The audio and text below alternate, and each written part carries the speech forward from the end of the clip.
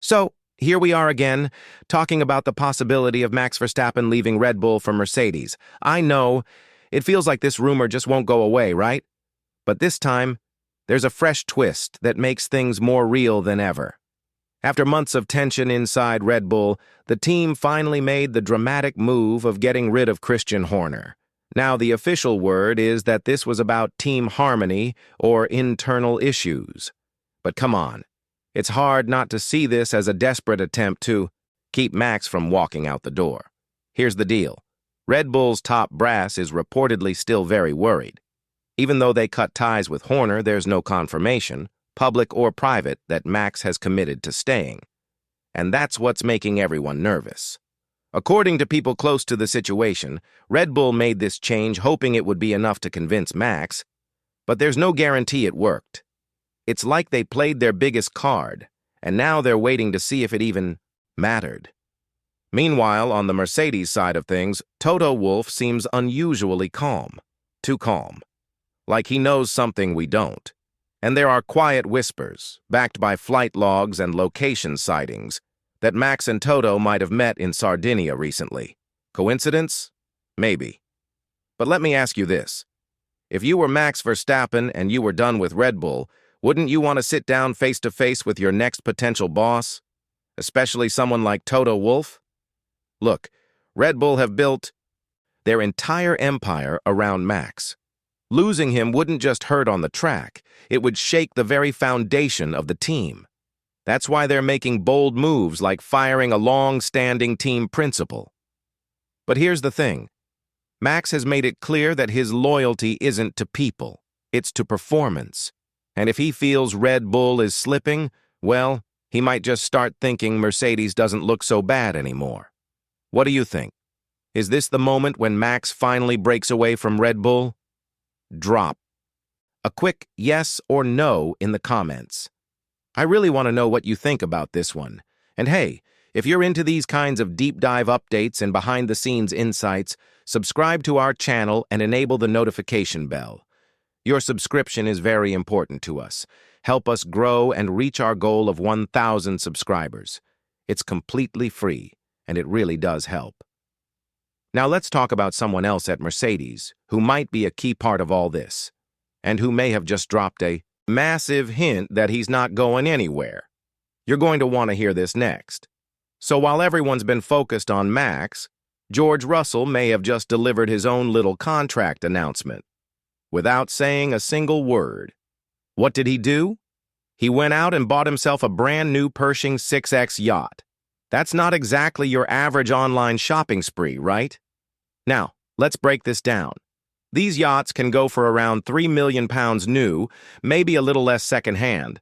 But either way, this isn't a decision you make unless you're feeling pretty secure about your future. And the timing? It's almost too perfect. George picks up a luxury yacht just as Mercedes is finalizing its driver plans for the next few years. Come on, even if he's not saying anything publicly, that kind of move speaks volumes. People close to George have pointed out that he's been unusually relaxed lately. No panic, no uncertainty. You'd expect a guy who's potentially about to be replaced by Max Verstappen to show some nerves, but George, he's showing off his yacht. And let's be honest, that sounds a lot like someone who's just signed or is about to sign a fat new deal. So here's the question. Is Mercedes going to try to pair Max and George? Could they really afford that lineup? Or maybe Toto has already decided that George stays and Lewis's replacement might come from somewhere else? Mick Schumacher? Kimi Antonelli? Or could Russell and Verstappen end up being teammates, which would definitely shake the entire grid? Let's have a little fun with this. What do you think? Did George just confirm his Mercedes seat with that yacht purchase? Vote in the comments. A. Yes, it's a clear sign. B. No, it's just a yacht. C. He's bluffing to put pressure on Toto. And if you're still watching, you clearly love these kinds of F1 plot twists. So don't forget, subscribe to the channel and hit the bell so you never miss a beat. We're on a mission to reach 1,000 subscribers, and every single one helps keep this channel alive and thriving. Now, speaking of drivers moving around, What's going on with Sergio Perez, Cadillac, and the aftermath of the Horner shakeup at Red Bull? Because this story is heating up, and it's getting political. Sergio Perez has had one of the wildest career arcs in recent F1 memory. Not too long ago, he was pushed out of Red Bull, his contract paid off early, and it looked like his time in Formula One might be over. But now, he's back in the spotlight. And not just because of his own performance. Max Verstappen himself is putting in a good word for him, especially when it comes to that open Cadillac seat. Yeah, that's right. Verstappen has been openly supportive of Perez, even defending him when critics were calling for Red Bull to drop him. It's rare to see a top driver speak that strongly in favor of a former teammate, but with Perez now being linked to multiple seats, Cadillac, Alpine, maybe even a dark horse returned to the grid, it raises a huge question. Is Max trying to help Perez secure his next ride, or is he playing the long game, keeping trusted allies on the grid in case he makes his own move? That's where it gets even messier. Red Bull's entire driver ecosystem is in flux. There are rumors that Liam Lawson might keep his Racing Bull's seat, but he's being challenged by a wave of other Red Bull-linked names, Crawford, Hajar, and of course, Yuki Tsunoda. The team has plenty of talent, but no clear direction.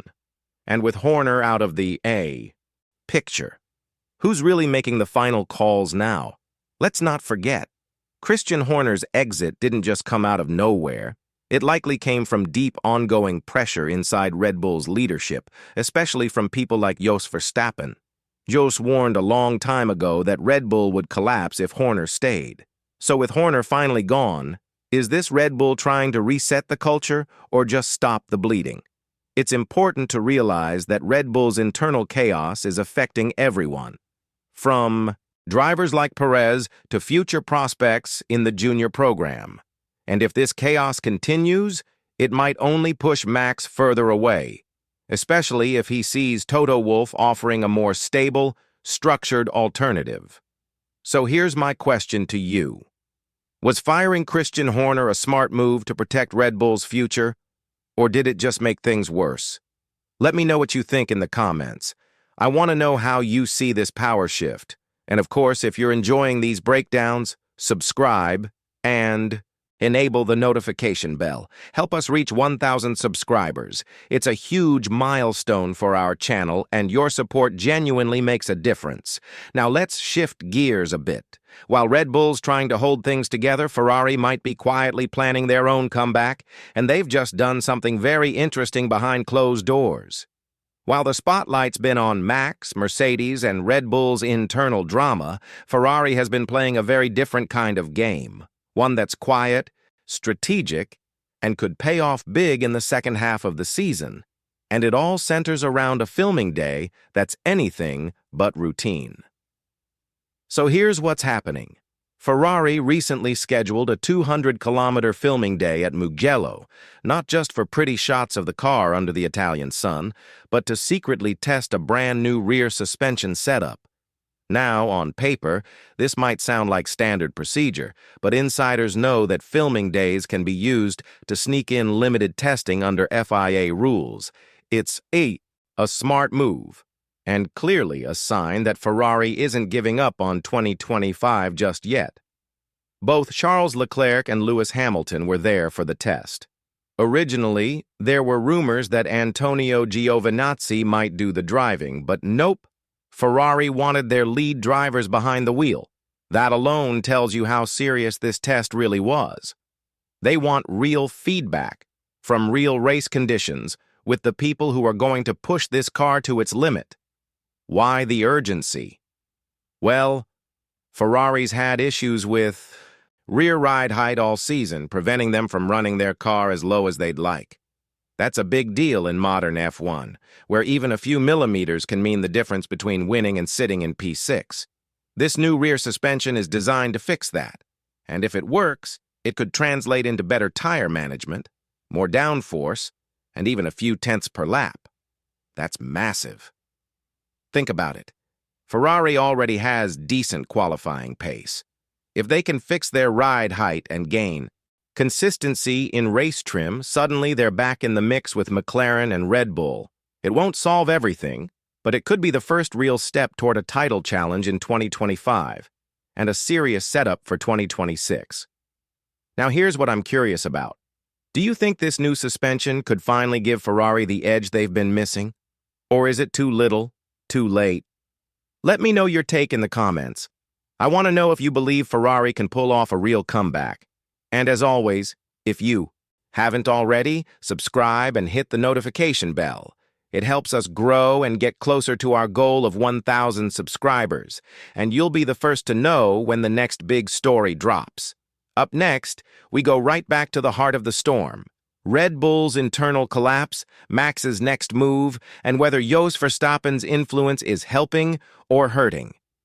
You won't want to miss what's coming. At the center of all this chaos is one question.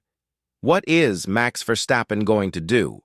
With Red Bull spiraling behind the scenes and Mercedes waiting in the wings, the pressure is mounting.